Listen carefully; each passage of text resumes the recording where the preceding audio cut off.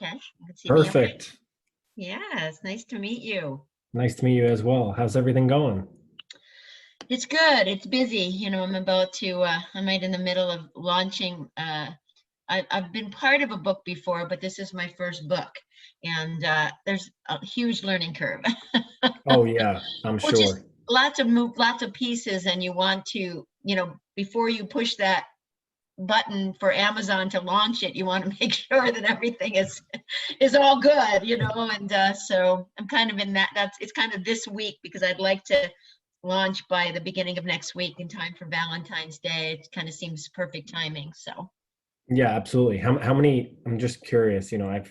I've attempted writing a book a couple times, and I shouldn't say I've had books that I have on my Google Drive, right. or 30, 40 pages of thoughts about a particular topic, and then the interesting part is when I read it over, I'm like, I could have probably said this differently, or I could have probably added this in. And then when someone else reads it, they're like, oh, it was great, or it wasn't good. And then I'm like, yeah, I always feel like it's never finished, and it's tough to know when it's done, right? Yeah, Do you feel yeah. that I mean, way?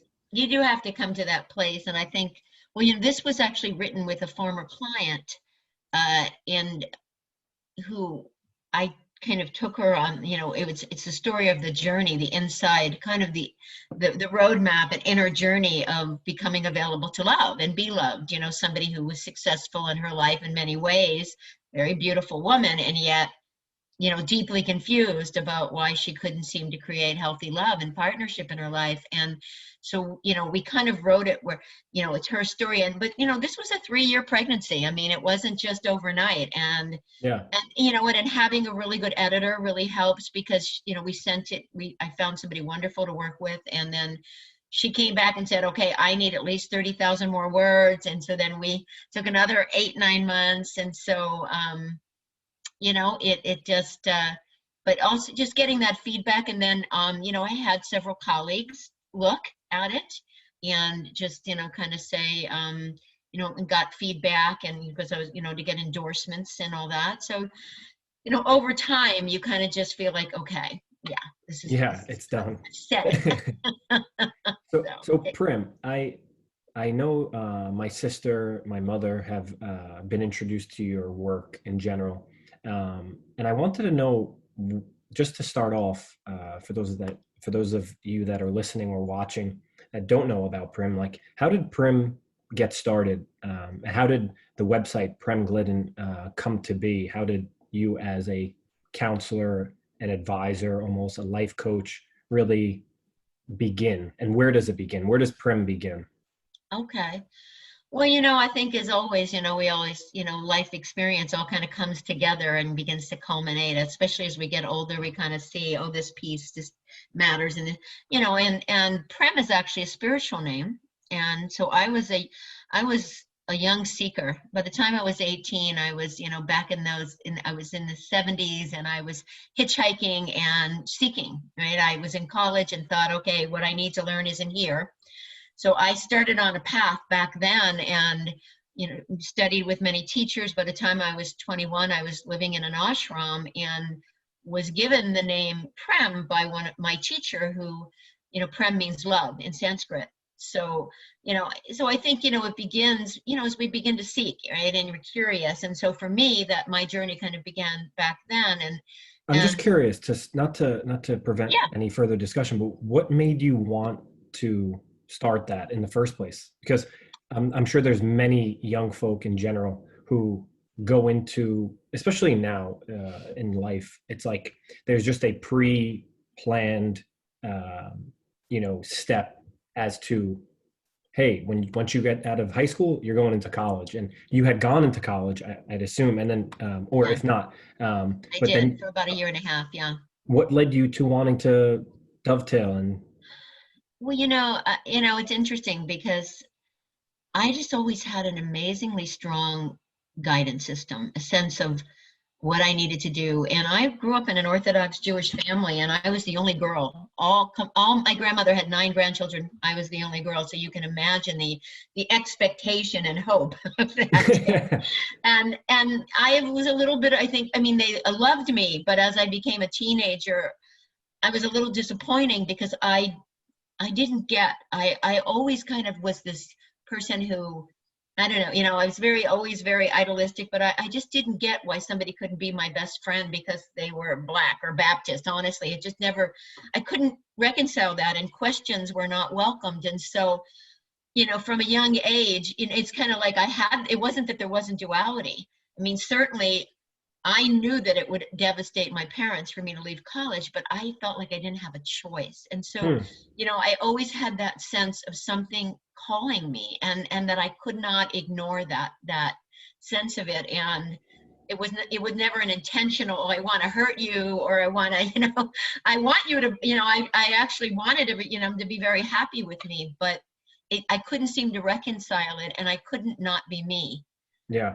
And honestly, what really happened for me that I think kind of was the catalyst, there was a couple things. One is that, you know, I had fallen in love with a Catholic boy when I was 15, who I was forbidden to see. So I kind of had, there was a lot of painful time for me back then. And then as I went into college, I had met a boy that I had gone to Florida with. I had a best friend whose family had money, and they took me to Florida for the first time in my life. And I met somebody from New York, and when he was 19, he was killed in a car accident. And it turned out that I was the last person. He had visited me at University of Maryland, where I'd gone to school. We were going to go down to Florida for Easter break, and he was a little ahead of me with finals. And I think that happening it just shook, you know, I was so young, I didn't really know how to process it, but I think I just knew that there was something more that I needed to learn and understand. And it was so strong in me that I just had to follow it. I just had to follow it, and took off with a girlfriend and her Volkswagen Bug. And what year is this now that you left? 1971, wow. Right? So you guys are leaving University of Maryland, and then where do you go? We had a little orange tent.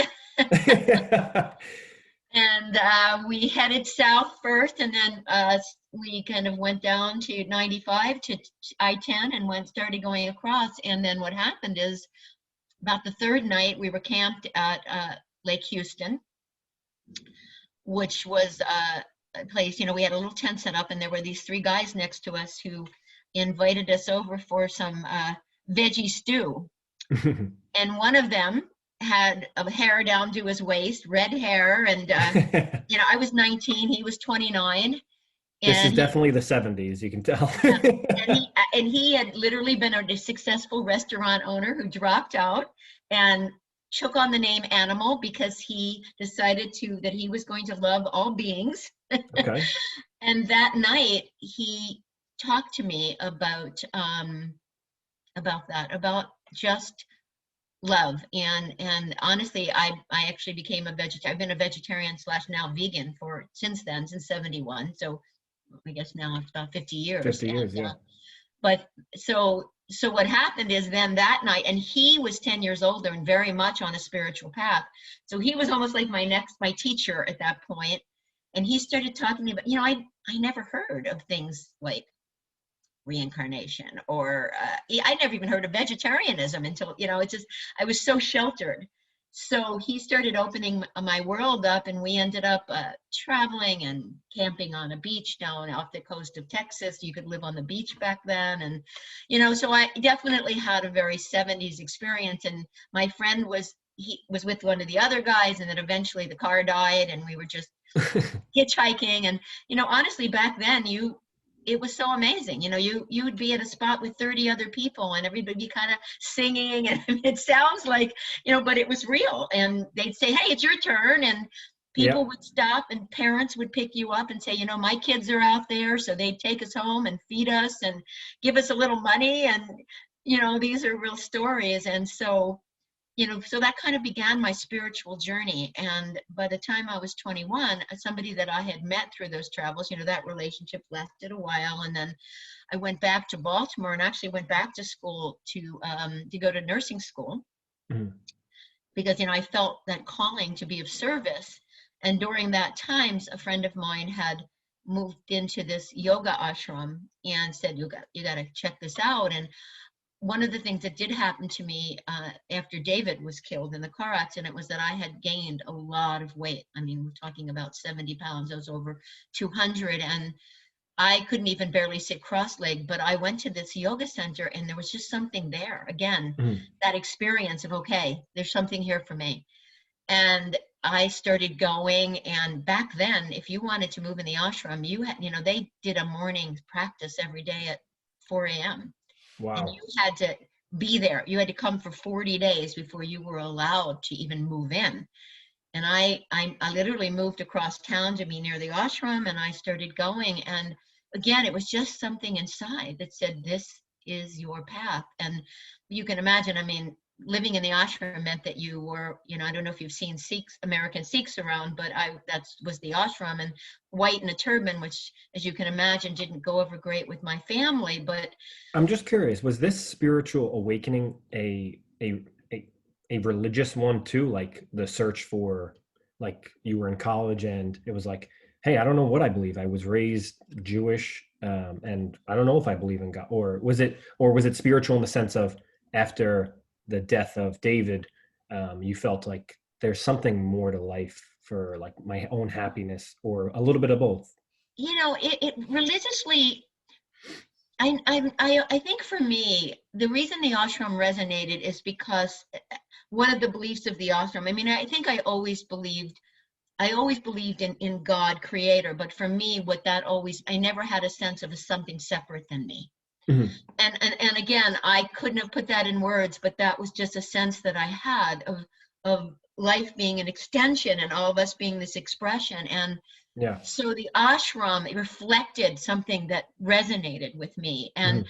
because I wasn't looking for a religion, there was a religious aspect to it, which I never really kind of jumped into. For me, it was more, honestly, for me, it was about the discipline, because I really never learned any discipline. I Mhm. had a serious sugar addiction, and I really never, my family was not a family that exercised. So I had no practice as far as any sense of discipline. So I saw it as tools to Yeah. support me, and something that just resonated with me, and would give me yeah, tools for life. I Mhm. think it was more about that. And because I was never looking for a religion, I already had that sense of spirituality. And to me, my experience, because what I had felt when I was young was that at the time, that religion separated people, Mhm. and I was looking for unity. I was looking for Gotcha. beliefs that resonated with me, because I did not see that separation. Mhm. And so, so living in the ashram, what started to happen, I was there in Baltimore, where I'm from, and then I ended up moving to the ashram in Tucson. And at that time, that ashram ran a kind of a drug and alcohol rehab program using vegetarian diet, juicing, yoga, meditation. I mean, they were way ahead of their time. And literally, people with serious addictions would come.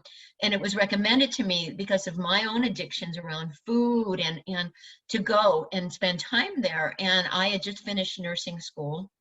I thought I was going for the summer, and my whole life changed. I got there, and again, the next step in my path, I Yeah. meet I mean, and this was amazing. Again, this was, gosh, what, 1974, I think, 73, 74.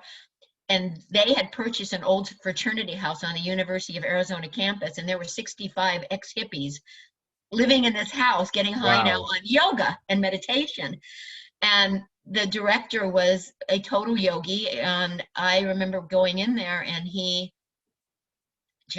said, he called me to sit with him, and he just looked at me, and he said, you don't know who you are, do you? You don't know your beauty. And he said, okay, you and I are going to fast together, and I'm going to do it with you. And we did. And then and then he said, we're going to walk together. And he just saw something in me that I didn't know. So it was like that began to awaken me connecting to that deeper truth. And so that was, that journey. And I stayed in the ashram about 20 years. Wow. I So you got, stayed in Arizona? no, what happened is I got married and had a beautiful son. He was born at home in the ashram there. And, and so I kind of, what what happened for me is a little bit backing up is that, with the nursing, I had started working on OBGYN floors in a hospital. And what I saw, I didn't, just made no sense to me. Women being forced to lay flat on their back with their, it just thought, No, tell that's me not about how you birth, right? tell That's me not, tell me about that, because I have some interesting thoughts around that topic as well. Like, yes. what did So, you see and what did well, you it feel? didn't make any sense to me, but again, I have these strong feelings. I don't know, but somebody said to me, okay, you need to read Spiritual Midwifery by Ina May Gaskin, and they gave me that book. And then it was like, okay. So what happened is, when I went to Tucson in Arizona, home birth was legal.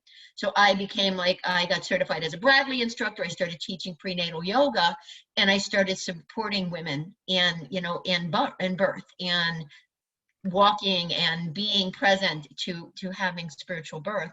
So I got involved in that in Tucson, and then I got married. And after about 5 years, my son's father didn't really want to be in the ashram anymore. He had moved in very young, and so he kind of left. And so I was left there with, my son was about a year and a half. And about a year later, I ended up, so too many long stories, but our Oh, teacher would often put us together, and he kind of, the director of the ashram in Fairbanks, Alaska, was interested in me and talked to our teacher, who talked to me, and there I went from Arizona up to Fairbanks to become the co-director of a center with 9 people in Alaska, with wow. my son in tow, who'd never worn a coat and was not very happy about it being 30 below I was going to say zero. the change in temperature probably just threw you guys for a loop. Right, right. But again, what that experience was about for me, because I was only in my 30s at that point, I really wanted everybody to like me. And when you're the director of the ashram, suddenly you kind of become everybody's mommy and daddy a little bit. Mhm. And so, people wouldn't do their karma, their vacuuming on their, and of course, so it just, again, was such an opportunity for growth for me, because it was painful. I wanted everybody to like me, and I didn't like having to be in that role, and yet I was in a leadership role. And so again, we slowly grow into that, and we lived there almost 10 years, and then got an opportunity for people's kind of, economy in Alaska started to die. We had an opportunity to start a business in Chicago. Mhm. And this is my second husband. And at that point, my son was about 10 years old. So he had kind of grown up a bit in Alaska, was quite a good skier and all of that. Mhm. And so we moved right from a dirt road in Alaska to the middle of Chicago. And what happened that really we were still Sikhs, but we started to grow. We had actually started this business, was part of the Sikh community at that point. And it was a brokerage to be natural food brokers. And that was another passion of ours. We were very interested in natural food and organic growing, and kind of at the beginning of all that. And this is So now in the 90s? This is this was the end, 89, we moved to 89? Chicago. And yeah, so my son was just about 10 years old when we You, moved. you And were into organic before it right, was cool. right, exactly. Yeah, yeah. I mean, I remember back when, even eating vegetarian, they had those little hot dogs in a can that were veggie dogs. And, I mean, it's come a long way, Absolutely. but we used to travel with a suitcase just with food in it. So we'd have food to eat. So again, I think all these inform, right? Your experience. And we moved to Chicago, and we were both kind of going through a lot of growth at that point. And I had actually started to work with therapists then, and began to understand some of my own patterns around giving away my power, and how that work showed up for me, and just working on things, and honestly began to understand that even seeing somebody, it's almost like I realized, I was like, well, you are connected to God or spirit, and so you'll tell me what to do. And again, there was just a voice in me that said, you need to form your own relationship.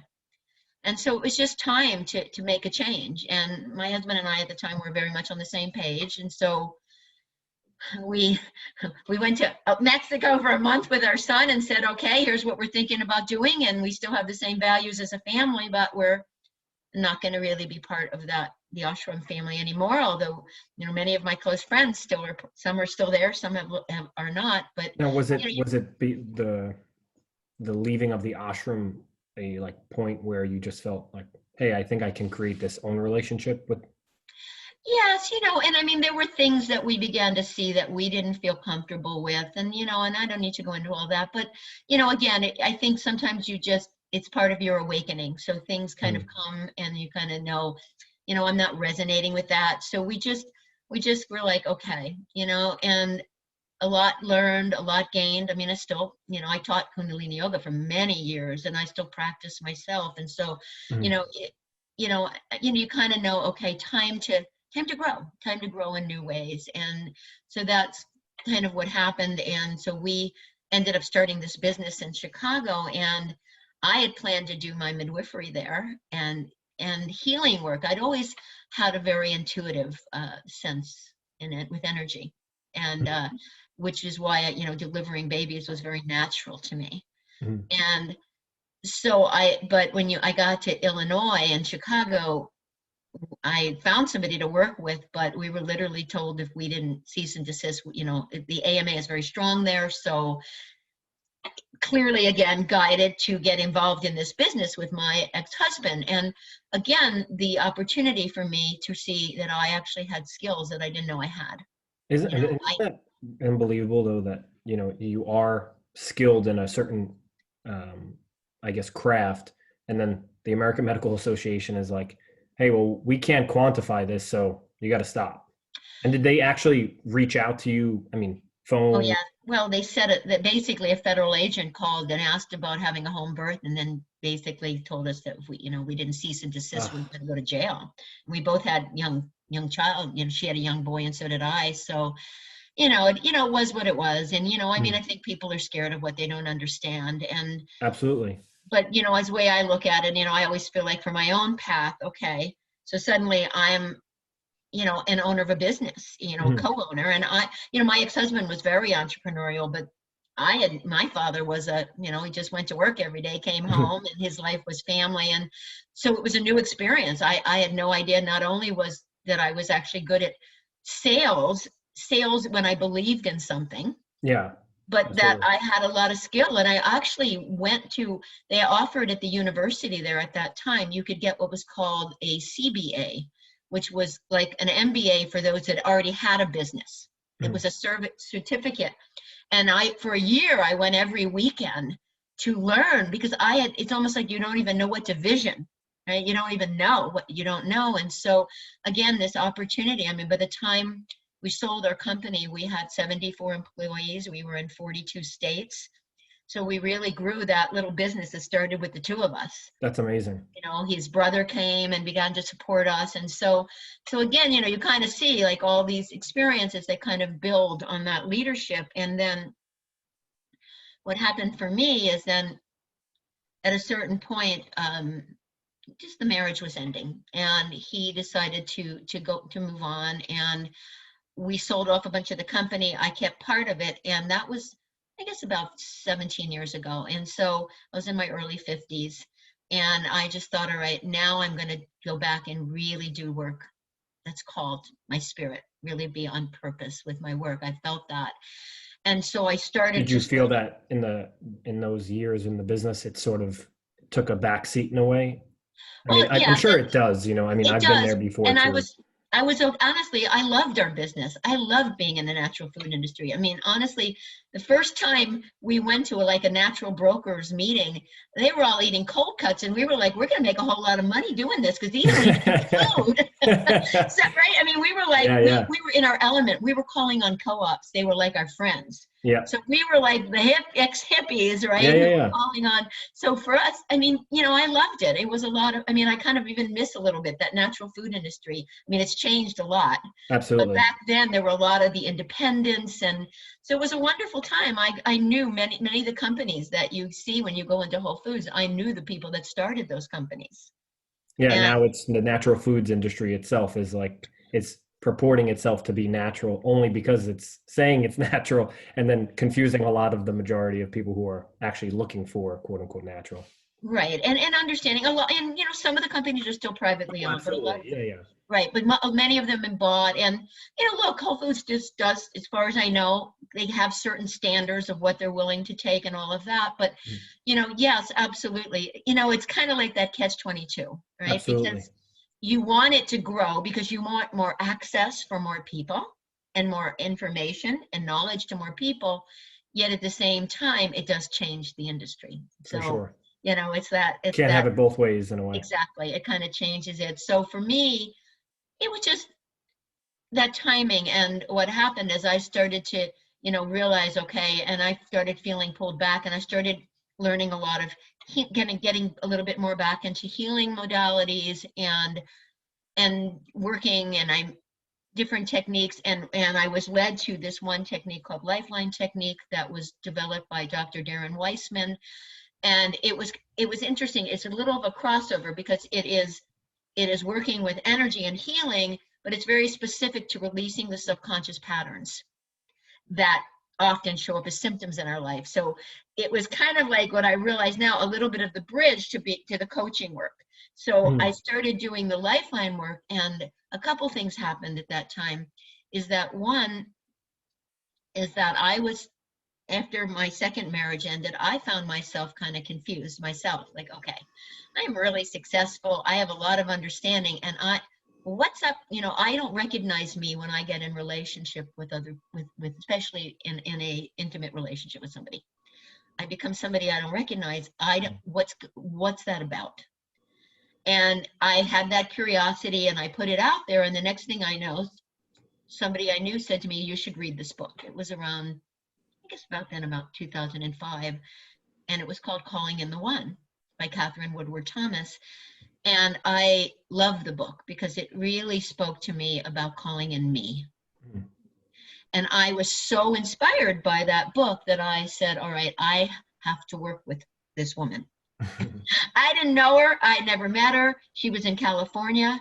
But again, I don't even remember how I found the number to reach her office, but I found her, and I purchased like a package of sessions, and I said, I explained that, and she even said to me, "You don't even think it's possible to create the kind of love and partnership you want, do you?" And I said, "No, not really. I mean, I don't have the evidence that that's possible.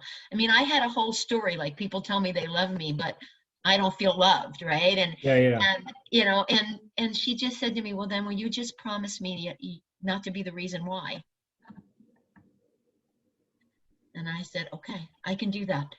I can do that." And I started working with her every single week, and was amazed as I began to understand, not on purpose, not be, we don't know what we don't know, how I was the source of what I was experiencing, how I was showing up, the beliefs that I held, the invisibility that I had learned in my earlier life to avoid the conflict or the pain of what I was feeling, right? We all do, right? Brilliant.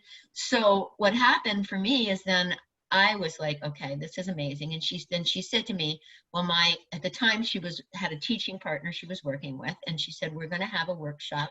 We've invited 50 women from around the world. Would you be willing to come? Sure.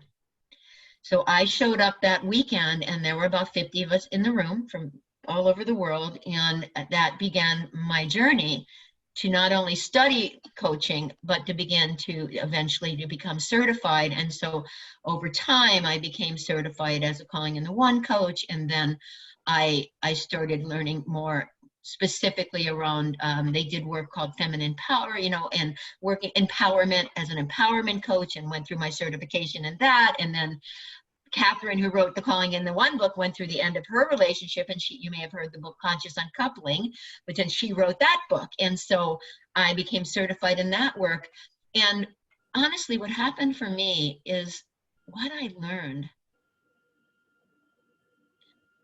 created a freedom inside me that was so healing and so amazing that I just had to share it with anybody who was interested in listening, because we just have no idea.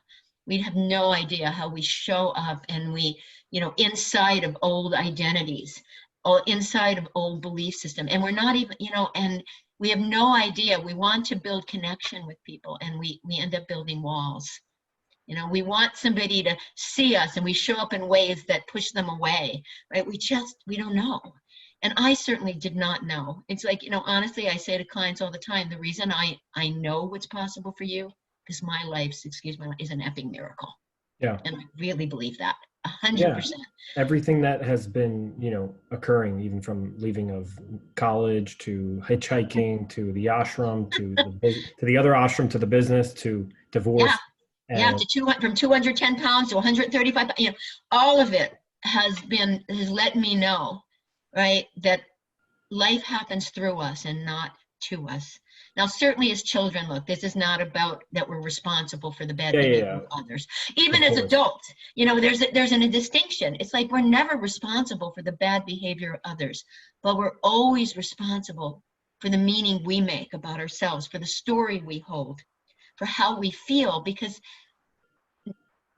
when somebody else is the holder of your safety or your value, or you're looking to them to validate with it's a dangerous place. Well, it's painful. It's a roller coaster. Been there, right? I get it. I know. That's why I know how painful it is, because I woke up every day in a 20-year marriage, burdening him with being the source of whether I was lovable, because I made it mean early on, because I was different from my family, that somehow there was something wrong with me. And I had no idea that I was walking around. So anytime I got in a relationship with somebody, I burdened them. Do you think the reason why if you could pinpoint the reason why you didn't feel that you could have someone else love you, what would it be? Is it because that you didn't love yourself, or you came with, quote unquote, like baggage that didn't allow you to open up to this other person? I didn't trust being loved. So I developed at an early age of invisibility, because being loved felt so painful for me. I was different. So honestly, my deepest center, I always say, some of the work that I do works with this what Catherine has coined it as transformation of identity. And realizing that I was so centered in, I had learned this to be invisible because I had felt like such a disappointment. Right? So I'm a disappointment, and because of that, I'm not safe. And I had, all these branches, but the core pain of that was feeling like a disappointment. And so we develop the stories, right? The stories come from the identity, the strategies, the invisibility. That's how I stay safe. And then the story, which, obviously I'm a disappointment. If not, I can't trust being loved. I'm going to disappoint them in some way. And so then I would show up. I would hold in what I really felt or had to say until I showed up angry, or I showed up in ways that, of course, pushed somebody away, which continued to validate my story. Wow. I mean, hearing that, right? It's so breathtaking and affirmative of life that I know how difficult it is, because I've gone through similar steps in my life. Just in terms of college, finding the right person, making choices and making difficult choices. And all the while, it's so tough to want to be present to the person you you are and the person that you want to be, because there's always like this separation that we create in terms of, well, I know this is who I am and the thing that I most ideally want to do, but maybe I'm holding myself back, or maybe I'm preventing myself. Maybe I can't do it. And man, it's tough for people to even know that it's possible. And it's scary. Yeah, no, absolutely. And I think that's why, honestly, I think the advantage of working with someone, because it's hard. I could never have done it on my own. I didn't know what I didn't know. Yeah. And so someone who can hold that container, that can teach you and help you begin to engage, because see, there's always a reason. There's a reason that you learn to doubt yourself. There's a reason, right? And so it's not about self blame. I always, tell people, this is a no blame, no shame, no guilt zone, right? This is just, let's just put on a hat of curiosity I and think be sometimes the curious. guilt and the blame feels more comforting. And Oh, because it's so natural to us in 2021 to feel like we are the cause of all the wrong in the world, that the reason why X happened is because of, it's I'm a bad person, and it's like this self-deprecating, like just oh, snowball that, oh it's, yeah, it's rampant. That self-judgment is one of the most painful ways that our society suffers. We're so hard on ourselves. mm, And again, again, there's so many little distinctions to it, but yeah, because in the end, it really comes down to being in alignment with you and what are your values, and beginning, and it's not that you don't care. It's not that it's like I always say it's an and, not an or. Right? You can be a caring, loving person, and so many people come to me and they're like, well, I'm either a bitch, or I'm kind and loving. It's like, no, no, there's something in between there. You don't have to give up kind and loving. In fact, when you are committed to to start with being in alignment with what matters to you, you're your best you with everybody else. And is everybody gonna love that? Maybe, well, maybe not. Sometimes we've trained people that it's all about them, and so when you decide, to include you in the arrangement, they may not like it at first. I certainly experienced that with a couple of people. Now, and that's not on them. It's like you've built up the person you want to be, ideally. And to be honest, that's a huge portion of it, because I know for a fact, even in my own coaching business that I had previously, is that for someone to truly take on their own role is scary, because now everyone that they come into contact with, there's a different experience that they are going to receive from this person that they have put all this identity around as being, you know, Susan. But now Susan knows herself, and it's like, no, I'm not, my relationship with you is going to be different because I'm different. And so many people can't accept or want to see Susan as she is now. yeah. Well, and honestly, you just have to, be more committed to feeling how you feel and being healthy in your relationships. I mean, I had someone, honestly, who was a dear friend Hmm. who I still miss. It's been several years now, but who just wasn't interested in who liked me more codependent. And I'm, you have to not be willing. You have to be more committed to being healthy in your relationship with yourself than being in an unhealthy relationship with anyone. And it doesn't mean that it doesn't make you a little sad, and it doesn't, and the truth is, often what you find as you shift and change, that people, again, it's not, with a lot of people in my life, including my family in particular. My parents are now 95 and 98. I live in Florida, around the corner from them, and we couldn't have a better relationship. I mean, and that's certainly over the years, but I had to do that work even up into my 50s. That was part of the work I had to do around some of those still things I was holding around mom and all of that. But what I find is that it's really about your relationship with you, because Hmm. when you're comfortable in your own skin, you don't need anybody to be, again, people are going to show you who they are. Maya Angelou said it so beautifully, right? People show us who they are, believe them. And then it's Yeah. learning to manage your expectations, because we get stuck in that. We go to that hardware store for milk. I heard someone the other day say something I loved. He said, we're big people. We have 10-gallon needs, and we look to get that filled by pint people. It doesn't. And It's then we true. make it mean something about us. And so some of it is it's skills. It's like learning to manage expectations, learning and also seeing. I had a whole story going on about my own sister-in-law. And, because, our family system was, we don't make waves. We don't want to upset anybody. Well, she came on in and thought, okay, great. And I don't even think what I realized over time, of course, before, in the beginning, it was like, well, she just wants to take advantage of that. No, she was just being her. Yeah. And so all of us felt bullied and intimidated for years, and until finally, of course, I was like, okay, well, this is kind of ridiculous. And I went and said, look, I'm so sorry, I haven't been honest with you. And honestly, the first time I was honest with her, she did not like it. But she and I now have best relationship of all. So you have to, part of the skills is learning to be uncomfortable. Sometimes we have family, and our bigger intention is that we want to stay connected to family.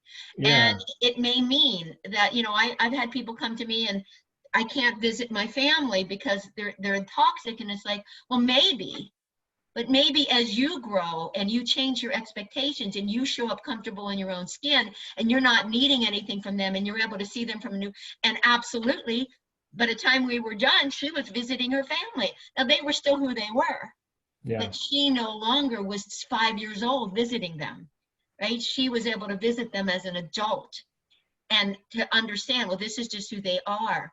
And one of the biggest learnings is that who people are is information about them, Yep. not about you. Yeah. And when you say that, it took you until you were 50 to have like the relationship I ideally want, or that you were still working on. I think if people took that out of this conversation and out of this podcast, they would realize and they would understand that Prem Glidden I'm not going to say your age, but at 50 years old.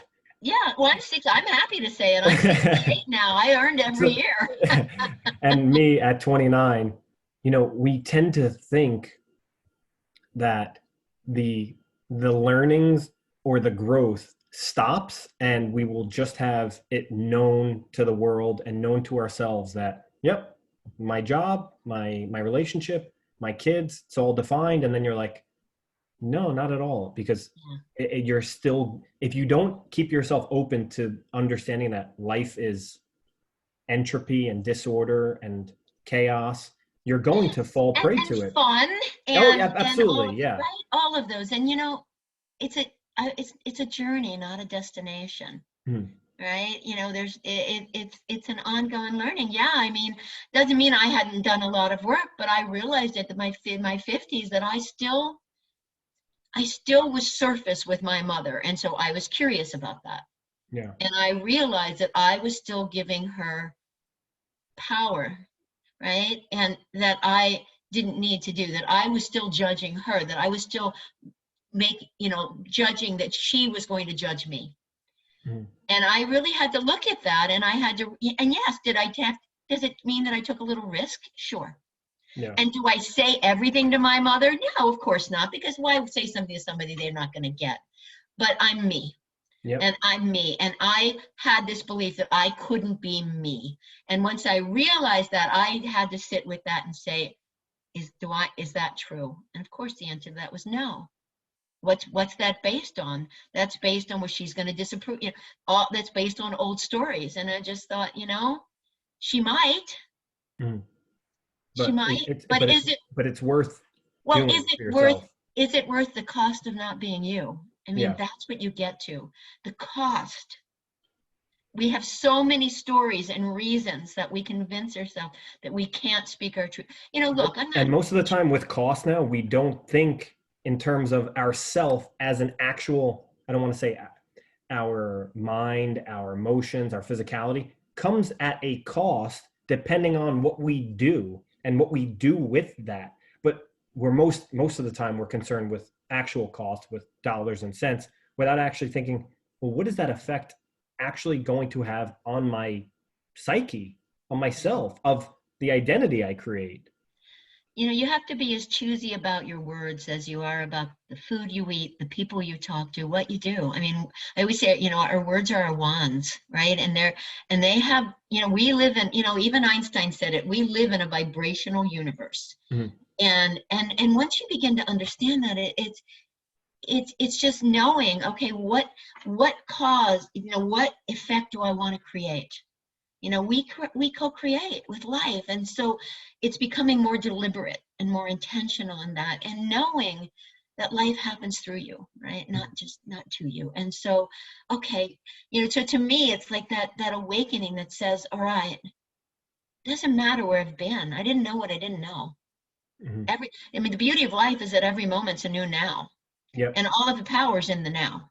Yep. So, if you're in fear or worry, you're either thinking about the past or worrying about the future, right? Mhm. But right now, it's like, okay.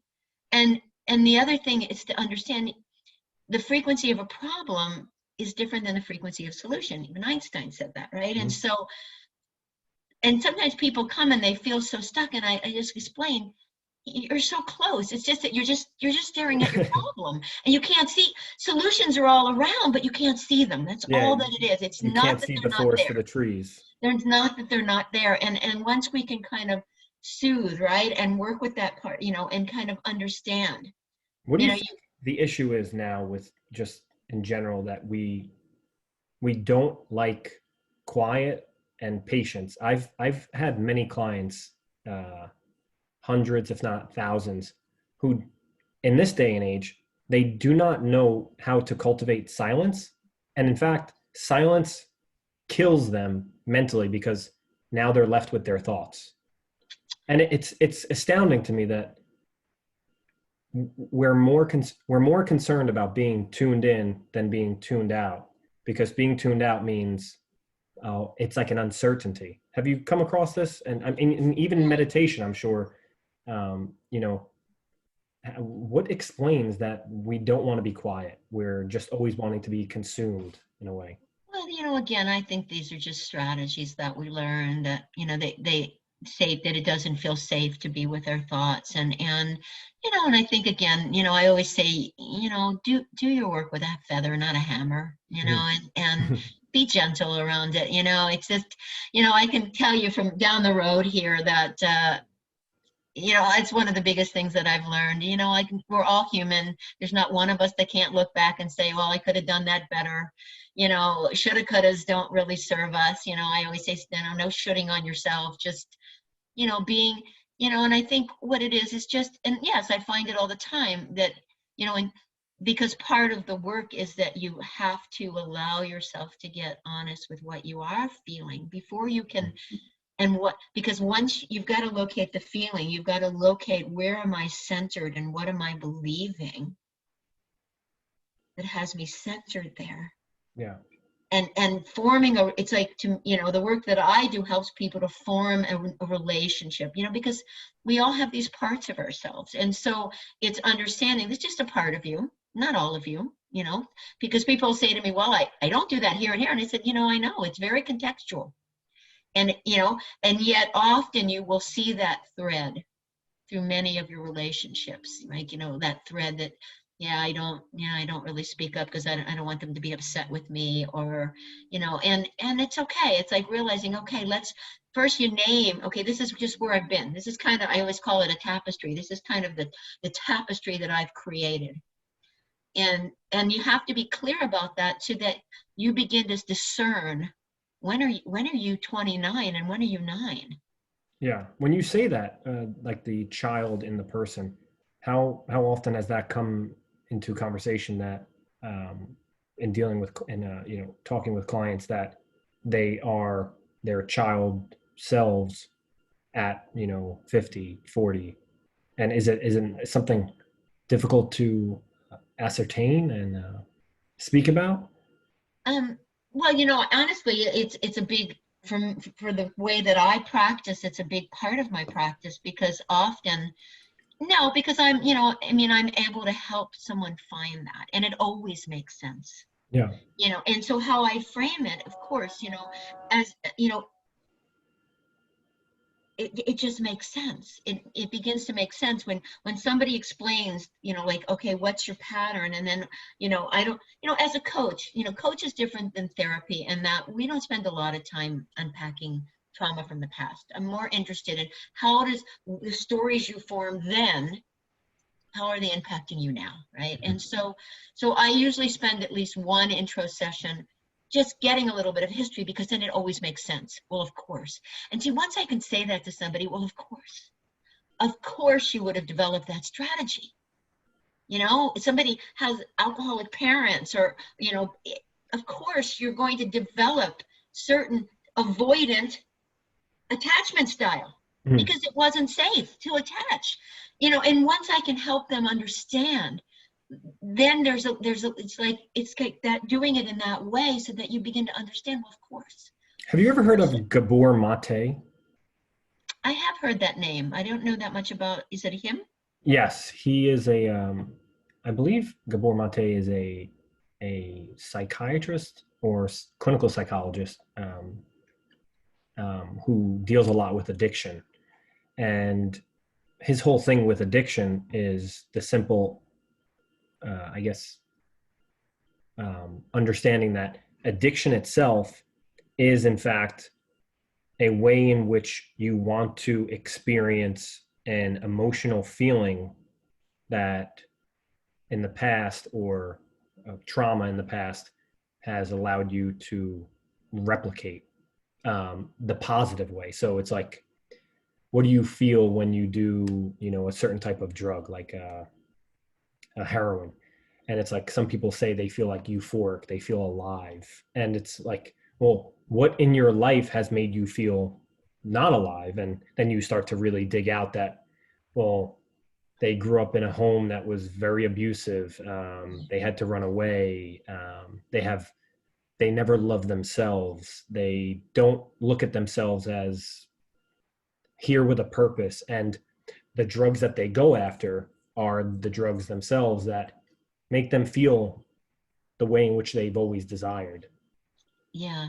Well, I think always, I think whatever we do it because we believe we will feel better in the doing of it, right? And I think so, again, holding that compassion and being understanding, and just being gentle. An addiction is there's many layers to one makes that choice, and to help somebody be able to have a different relationship with that part of themselves. Eckhart Tolle calls it pain bodies, right? And that's what happens, right? We feel a trigger, and it's, I call it just, parts work or whatever. I know IMF kind of work, but I've never, not specifically trained in that, but it's very similar, right? It's just understanding, okay, what's going on? When that person said that, I was just doing a session with somebody and something happened, right? And she's a dean at a college. I mean, she's a very successful. Someone said something. Well,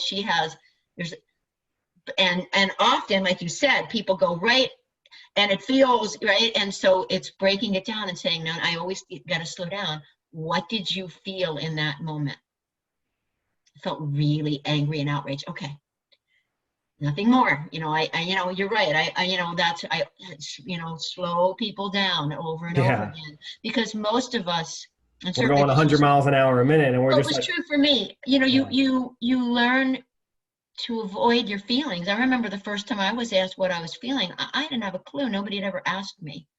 Mhm. And so part of it, and we learn, we were told, when we see things, and we say something and we're told we see it wrong, or so we're taught to distrust our inner knowing. So much of the journey is reconnecting with you, Yeah. learning how do you trust, because it's really about that part of you that feels that. It's not this other person that they need to validate them. It's you. Yeah. It's you they need to say, honey, I am so sorry that you went through that. And I understand how you felt, right? And how you felt was 100% valid.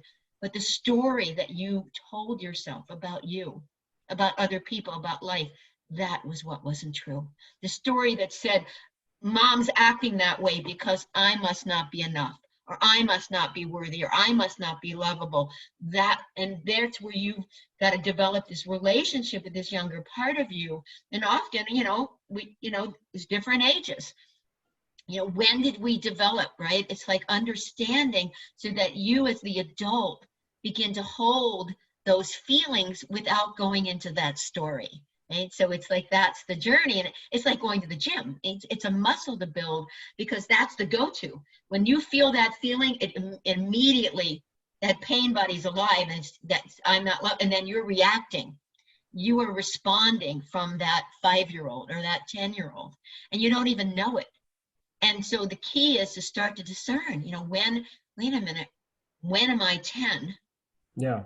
Right? Because 10 doesn't have any ability to make empowered meaning, but the adult you are now does. The adult you are now is able to say, Mom had an issue. You deserved to feel safe. You deserved to feel loved. You deserved all that 100%. But the reason that it didn't happen was because you were trying to receive that love for somebody who had issues and was not capable. It was never because you weren't lovable. Yeah. And I think a lot of that, it comes back to, especially now, for something tells me, just in conversation, I don't know, I've always felt like I was older than I was at a young age. Like if people would say, oh, I'll give you an example. There's a poem by Edgar Allan Poe called The Bells. Right. And in the poem, he talks about getting old. And this was I think it was in 9th grade. And the teacher, I'll never forget, she said, how many of you or I think she said, how many of you are afraid of getting old, or how many of you want to become old? And I think I'm pretty sure I raised my hand and I'm like, I want to stay young. And everybody was like, oh no, I want to be older. And the reason why I say that is because when you're in 9th grade, right? Or I'm sure it's the same with most things. It's like, oh, you want to be like, hey, the next person driving a car, the next person dating someone, the next person who's like in college. And I'm like, no, I don't want to die. Like, why would I want to be older? But even then, I've always thought about things a little bit differently in terms of, how does this play out for the next 10, 15 years? Or what is like the intention behind it? And I think that more often than not now, relationships are so difficult to even create because you have social media, you have the television that's telling you, you have Tinder, you have, and I'm completely aware myself that these are all things that I'm not saying are excuses, but it seems that relationships are all things outside of yourself instead of wanting to unpack all of the stuff that you have. Does that make sense? Like instead of us becoming more aware of ourselves, we're becoming less and less aware. Oh, have the nicest body, get fake boobs and a fake butt because this is the definition of beauty we have. And then the husband, oh, work out a lot and eat like this and you'll get the, male or female that you desire. And it's like all of it is just making you more uncertain of your own understanding of yourself, and if doing X, Y, and Z will actually result in a relationship or a positive relationship. And then you get married and you're like, I don't even know who that person is. Well, absolutely. I think that has always honestly been around. I think Was it that much in the Like, I'm just curious. Sure. There were always the popular girls, the cheerleader girls, Yeah. the football guys. I think the key is start to realize that it's not anything outside of you. It's you. That you can use a dating app. You can use but it's your relationship with it, and it's like that inner work for you, right? To know that you have a choice and how you show up. And so it's you sitting back and thinking, what is it that I really want to create? Maybe I'm Am I interested in creating commitment, or do I just want to go meet people and be like, and there's no True. right or wrong, but I think Yeah. it's being a little bit more deliberate in our lives, a little more intentional as to what we do want to create, so that we don't feel like we're that bag in the wind, right? Being blown around, right? And because I think there's, that's always going to be an option, but it's deciding, well, if I want to create something more meaningful, then what does that look like for me? Who am I being in that? And I think, again, it's just being curious. Mm. Curious. If I want to create more meaningful relationships, then when I meet somebody, I will tell you that my son actually met his wife on Tinder, and so, interestingly enough, but so it does Uh-oh. happen. No, I'm kidding. But no, I'm just No, it saying, happens. Yeah, yeah, but absolutely. it's who you are when you meet that person. Yeah, I understand. Right? Yeah. It's when, do you ask questions? Are you real? Because, again, that's the choice. There's room for all of the above, and it's just knowing, okay, what's my choice, and who am I, kind of, who am I committing to being, and what do I want to create in my life, and being, just being open to, like, okay, I can see that if I show up this way, it doesn't work. Sometimes I would look in the mirror and say, how's that working out? And I'd be like, well, not great. Okay. Well, you Yeah. might want to do it differently then. That's all. Yeah, It yeah, just, yeah, exactly. It's not an end. It's a new way of right, creating right. New yourself choice. in. Yeah. Absolutely. In every moment. Yeah. Absolutely. How often does I'm just curious because I don't know, I guess it's not something new, but do you deal with or do you have clients who were polyamorous and things of that nature? And have you consulted with clients like that? Because I'm always curious about that.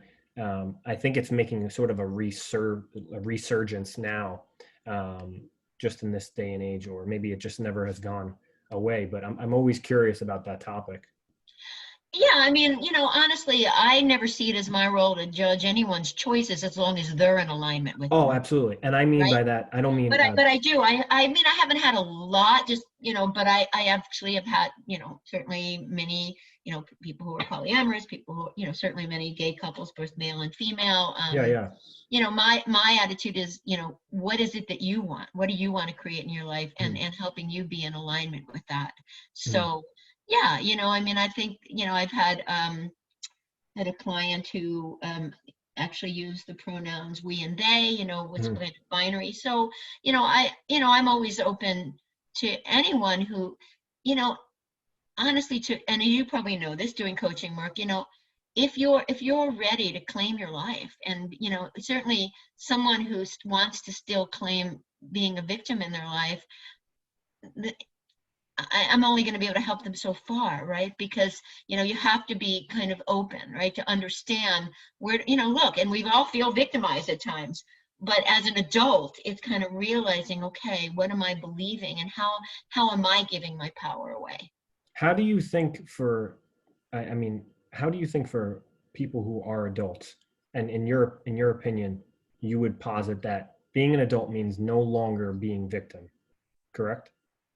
Well, I mean, not no longer, but that it's if this is the choice that you do make, then there's going to be a set of concatenations that occur as a result of choosing or. well, I think that, to me, the distinction as an adult is that you were old enough to make your own choices and to be on your own, right? When you're young, you don't really have, there's certain power you just don't have.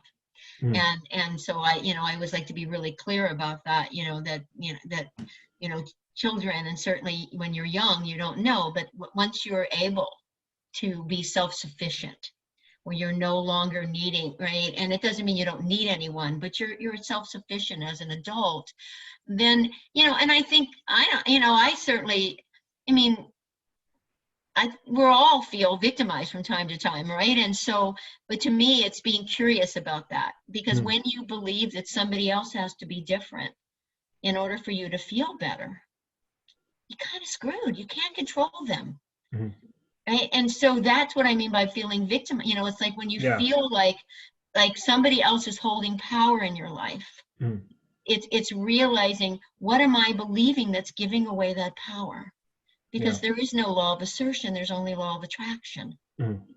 So, and again, this isn't about beating yourself up for it. I mean, I'm always, I did a lot of, over the years, and once in a while I'll notice it and I'll be like, oh, okay, well, then what's that about? What am I believing here? That's because I know that, I'm not a victim here. I'm volunteering here. So I always say there's, as an adult, we're not, we're often, but we don't know it. We wouldn't do it on purpose. Yeah. No, I never would have done it on purpose.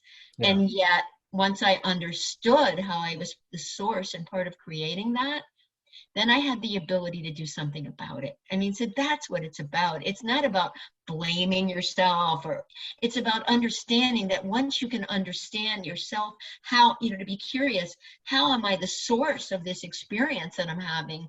Then it sets you free, because you can't change anybody else, but you have the ability to say, okay, well, what am I believing? Mm. What am I believing? What am I assuming to be true? Right? Well, I'm assuming, well, they hold all the power, or, they're going to fire me, or they're going to be mad at me, or they're going to be upset with me. Well, maybe, Yeah. right? I think that's an important distinction because it prevents a lot of our actions and our even we in the way in which we speak to ourselves, that we think we already know the answer and the outcome before actually being out there in the world and saying what we wanted to say or doing what we wanted to do, because we're already giving ourselves reasons as a result of the previous interactions. But it's like Yeah. that one time that you can be true to yourself. There's about 1,000 or 1,000,000 possibilities that could happen. Well, and the greatest pain, honestly, is when we're out of alignment with our own integrity. And, and that's what you begin to realize, that's really the pain. When you're saying yes and trying to be okay with something you're not really okay with, when you're saying yes when you want to say no, when you're going along, when you're when you're allowing someone to treat you in a way that doesn't respect you, when you know that you deserve to be respected, and yet, and look, it's not easy sometimes. I certainly needed help, so No, it's part to of the see. reason why a lot of people who are in abusive relationships, like the first time they get abused, it's like that's the choice. I mean, simplifying it very much so, but that's the time at which you're like, I either accept this or I don't, and it becomes so much harder over time to escape. And people wonder all the time, why wouldn't they leave? After 3 years, it's like that's the reason. Like 3 years of Well, it's dealing. hard, and honestly, the the hormones, right? The chemicals that are created when you are connected to somebody are similar to those that we experience in addiction with Mhm. drugs. Yeah, So it's biochemical. I mean, people, it isn't easy. yeah, Absolutely, it does take, but it takes building that muscle of self-respect. yeah, It takes building. It's like the key to being able to not be in an abusive relationship where you're not respected is that you've got to know that what you're worthy of. mhm, You sometimes you just need help with somebody helping you build that muscle of your own worthiness, so that you realize that you don't have to settle for that you can actually, that you deserve more, and mhm. that there can be more, that it's not your fault, that it's not about you. But it Yeah, takes time, and it, like I said, there's bonds that literally have to be broken, and chemically. So people will say, I say, it's not your imagination. It isn't easy, but it's, let's build this knowing, right? It's like we want to raise our girls and boys to know that they shouldn't spend a minute in a room with someone who treats them disrespectfully, yeah, right? That they are worthy of being respected, that they deserve that. And so it's, to me, that's part of, I feel like part of my mission is just, to help people know what's actually true about you, what's mhm, actually true about you, and what's possible for you. mhm. Yeah. I think It's something that helped me was nonviolent communication by Marshall Rosenberg. right. And I I remember what you said earlier, which is that when you said, I didn't know how I felt, I didn't even have a word to use. So Right. when I went through um, courses of his program, and I started to discover feelings, it wasn't that I wasn't aware of my feelings. I just didn't know how to speak it out into the world Right. to my wife. And I'm like, when you have this ability to, because for Marshall Rosenberg, everything is the language.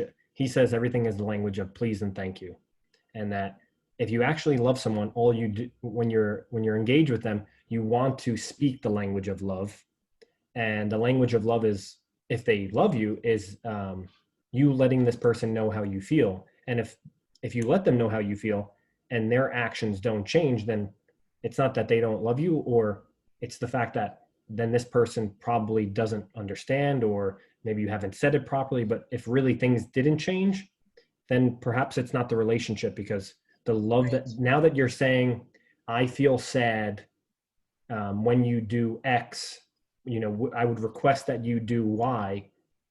Saying that to somebody compared to saying, when you come home, you're always angry and you're pissed off. And it's like, this person in their head may be saying, when I come home, I don't feel angry. I don't feel pissed off. That's what you think. And it's like, oh my God, like, that's why you said when language is so important, and the feelings, etc., and describing that. Yes. And truth without love is pretty abusive, isn't it? Right? People say, Yeah. well, it's true.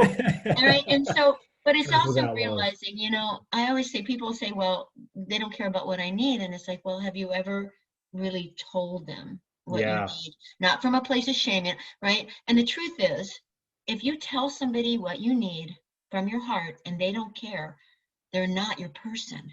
It Mhm. doesn't mean that your needs are inappropriate. It Yeah. doesn't Yeah. mean that somehow there's something wrong with you. It just means they're not your person. And not everybody's going to be your person. And you're not going to be everybody's person. And that doesn't mean that your needs or your feelings are inappropriate. And, and I think part of it, and I actually refer people a lot to the feelings and needs inventory from the Center for Nonviolent Communication. I Yeah. send that to clients all the time to help them better name their feelings and their needs. And because I think, yeah, and it's realizing, well, I tell them what I need. Well, let's talk about, how do you communicate that, right? Like you were just saying, because often we wait and we communicate it. By the time we're communicating it, we're frustrated, we're angry, we're feeling unseen, we're feeling unheard. And so that person doesn't hear what we say. They just hear, they hear that I'm being attacked. I got it wrong again. And again, walls instead of bridges, I always say, and so it is learning. There's so many tools. Once you learn the inner tools, one of the things I tell people all the time, loving someone else shouldn't leave you out. Yeah. It shouldn't leave you out. Doesn't mean, so it's if you're feeling used or victimized or angry, that's something to be curious about. Like, what's going on? What am I saying yes to? Where am I not having a voice, right? You just want to be curious about it, because in healthy love and partnership, there's two people in that relationship, Yeah. not one, two people. Absolutely. Absolutely. Prem, I want to thank you for taking the time today to tell people about, one, love, two, about the relationships that they can cultivate with themselves, three, your journey, how you came to be, and four, that life is possible and life is affirmative. And if you're open to it, you can enjoy a really nice existence with others, with yourself, if that may be. Prem, if people want to find your content and get in contact with you, would you mind just stating it, your website? Absolutely. My website is just my name, Prem, Prem, Glidden, Glidden.com. And all my contact information is on there. Also, just excited to announce that my first book is about to come out on Amazon next week. It's called Opening to Possibility, Becoming Available to Love and Be Loved. I'll So, be definitely picking up a copy, and I'll definitely link that in the description as well. oh, thank you. So yes, no, if I can be of support to anyone, please don't hesitate to reach out. I know what's possible for you, and I know who you are. So, Thank you, Prem, so and much it's for so your time great to today. meet you, and face to face and all of Absolutely. that. It's so great to meet you too. And I'm glad we had this conversation, and I'm sure it won't be the last. All right. Thank you, my dear one. So great to meet you, and I look forward to future conversations. Absolutely, Prim. Thank All you so right. much. All right. Enjoy. Take good care. All Okay, right. bye-bye. Bye-bye.